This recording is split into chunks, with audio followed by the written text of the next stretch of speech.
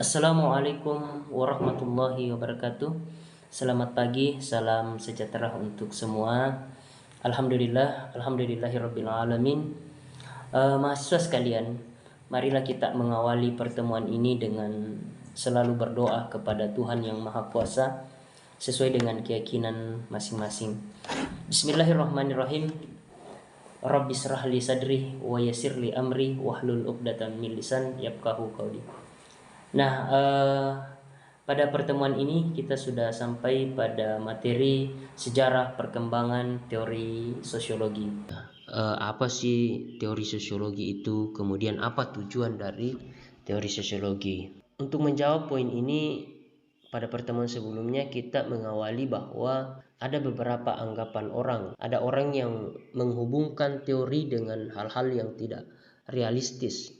Kita misalnya mendengar orang berkata, itu cuma teori, sedangkan kenyataannya berbicara lain. Ada juga orang yang menganggap teori tidak sejalan dengan hal-hal praktis. Misalnya, jangan cuma berteori tetapi coba berbuat. Ada juga, apalah gunanya sebuah teori kalau tidak didukung oleh fakta. Nah, tidak menutup kemungkinan semacam itu juga bisa datang dari mahasiswa sosiologi. Kalian misalnya berkata, orang cukup berbicara fakta dan tidak perlu berbicara teori. Pertemuan sebelumnya, anggapan-anggapan semacam itu telah terbantahkan dengan memahami makna dari teori dan tujuan teori. Ada banyak pengertian teori yang telah kita diskusikan pada pertemuan sebelumnya.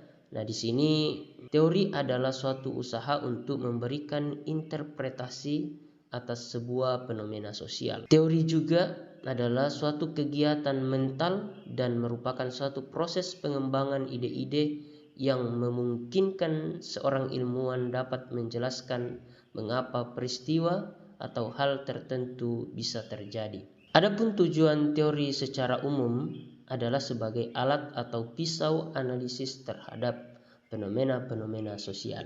Saudara mahasiswa sekalian, untuk pertemuan ini kita akan membahas mengenai sejarah perkembangan teori sosiologi. Ada dua kekuatan raksasa yang membidani kelahiran sosiologi, yakni kekuatan-kekuatan sosial dan kekuatan-kekuatan intelektual. Itu pada abad ke-19.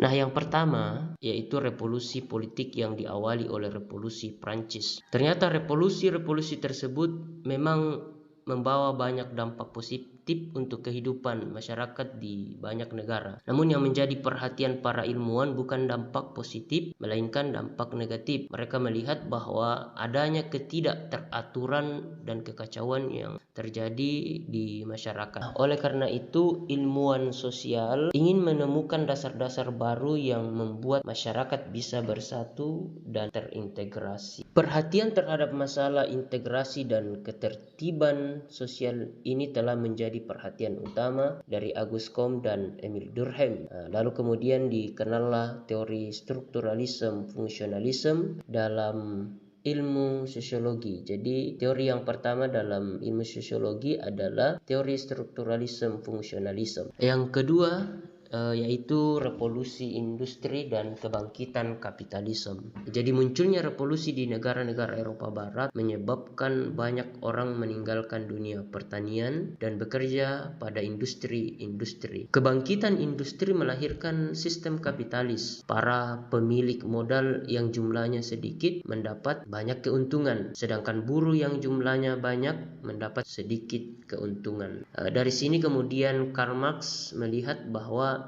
ada ketidakadilan antara kaum pekerja dan kaum pemilik modal, yang nantinya juga menjadi cikal bakal lahirnya teori konflik. Jadi teori yang kedua dalam teori sosiologi yaitu teori konflik. Jadi ini anggapan Karl Marx bahwa adanya kesenjangan antara kaum borjuis dengan kaum proletar. Selanjutnya yang ketiga yaitu bangkitnya sosialisme. Problem-problem yang ditimbulkan oleh sistem kapitalisme menyebabkan beberapa sosiolog awal menganjurkan sosialisme sebagai jalan keluar. Jadi sosialisme ini adalah suatu ideologi, yaitu melakukan perlawanan. Jadi ini masih lanjutan dari konflik tadi ya. Jadi teori sosial itu atau ilmu sosiologi yaitu teori konflik. Selanjutnya yaitu urbanisasi. Industri di mana-mana itu menyebabkan pindahan penduduk dari desa ke kota. Nah, ternyata menimbulkan sejumlah problem atau soal seperti kelebihan penduduk, polusi, ributan, kemacetan lalu lintas, penggunaan obat-obat terlarang, dan lain sebagainya. Nah, ini juga menjadi perhatian para ilmuwan sosiolog. Sebelum abad ke-19 ini, di abad ke-14 itu sudah ada tokoh yang juga membahas tentang ilmu sosial, yaitu Ibnu Khaldun. Jadi dia kemudian memberikan kontribusi, ada banyak teori-teori, di antaranya yaitu teori Asobiyah. Lahirnya teori Asobiyah ini diawali oleh analisis Ibnu Khaldun terhadap masyarakat Badawa dan masyarakat Hadara. Masyarakat Badawa menurut Ibnu Khaldun yaitu masyarakat yang masih berpindah-pindah dari tempat yang satu ke tempat yang lain dalam mencari mata pencaharian. Jadi kalau sudah habis mata pencaharian, mereka kemudian berpindah lagi. Menurutnya bahwa perpindahan-perpindahan itu tidak menutup kemungkinan akan terjadi kompetisi dengan kelompok yang lain. Nah, menurut Ibnu Khaldun bahwa siapapun yang memenangkan kompetisi tersebut, maka dia memiliki tingkat asobiah yang tinggi. Nah, disinilah awal munculnya teori asobiah Ibnu Khaldun. Saudara mahasiswa sekalian, sejarah perkembangan teori sosial abad ke-19 juga ada di abad ke-14. Maka baiknya kita melihat perkembangan pemikiran manusia dari Society 1.0 sampai 5.0. Society 1.0 ditandai bahwa masyarakat pada saat itu masih berpindah-pindah dalam mencari mata pencaharian. Jadi mata pencahariannya itu berburu, sehingga kalau sudah habis mereka kemudian berpindah ke tempat yang lain. Pada Society 2.0 masyarakat sudah mulai menetap ya, dan disebut juga oleh Ibnu Khaldun sebagai masyarakat Hadara ya. Masyarakat sudah mulai menetap dan mata pencahariannya itu bukan hanya berburu, tetapi juga sudah ada yang bertani ya, seperti itu. Jadi perkembangan pemikiran yang kedua itu di Society 2.0 itu adalah masyarakat sudah mengenal agraria ataukah pertanian. Society 3.0, nah, ini ditandai dengan sudah ada penemuan mesin ya, revolusi industri. Dan kalau kita melihat perkembangan teori sosiologi di abad ke-19 itu ternyata nanti di Society 3.0, di mana dampak dari revolusi industri itu menimbulkan berbagai macam teori-teori sosial seperti teori integrasi, teori konflik. Selanjutnya yang keempat yaitu Society 4.0.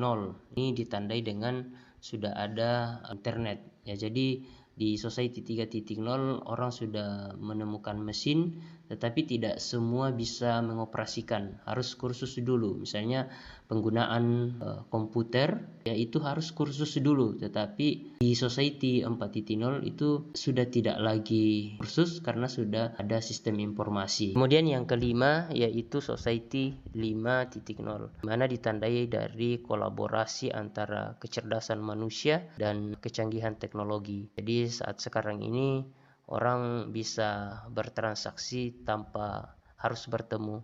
Orang bisa menjual produk-produknya tanpa harus ketemu langsung konsumen. Nah, begitu sebaliknya. Jadi ini yang menandakan Society 5.0.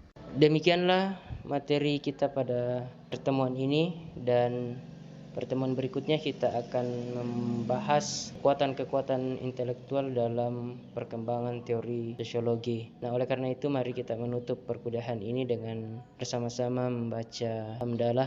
Alhamdulillahirabbil alamin. Terima kasih. Assalamualaikum warahmatullahi wabarakatuh.